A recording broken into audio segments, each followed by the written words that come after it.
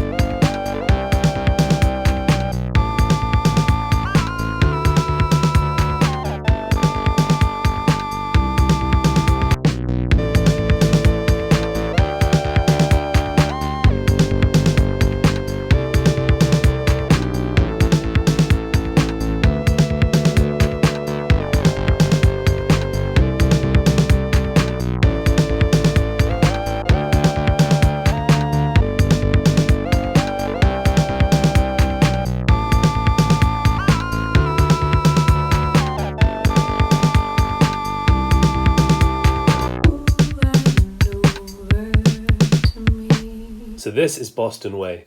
As you can see, the estate is a cul-de-sac. You come in through this road and then you have to turn around to get back out. Nobody's passing through here by accident. There's a lot of green spaces here in the estate. This big leafy space here is backed onto by 24 apartments. The square is in the round for 35 apartments and also houses the Boston Way Community Centre. Up here, this car parking area is surrounded by 23 apartments. And next to it is another big green leafy space. However, nobody actually accesses these spaces. As you see in the first space here, everybody's windows look onto it, but their doors access outwards. This means this green space is a sterile museum that people look at, but nobody ever walks through. Access is actually through this ginnel, this alleyway, and this alleyway goes all the way around the outside of the estate, meaning that when people access, they park their car and then vanish around the back. And then look out onto these big green leafy spaces, but actually they access their houses through these sparse areas. Something we notice in the square is that people feel ownership of like a very small area and don't feel they can get involved in gardening projects or whatever on the other side of the square, because these people have a much more intimate relationship with it than these people do. There are areas where people face directly onto the grass. Here, these houses, which are all double height, face directly onto the grass, where they access and which their living room windows look onto. Similarly over here with these other double height buildings. And interestingly enough, both of these areas, for a variety of reasons, have the best kept gardens. I ended up leaving Blackpool before I came back to life. Storytelling is a congregational activity, and it's hard to do that responsibly in a time when gathering is illegal. In many ways, Boston Way is the nicest place I've ever lived. Blackpool is a sad and wonderful town. I look forward to seeing where it goes.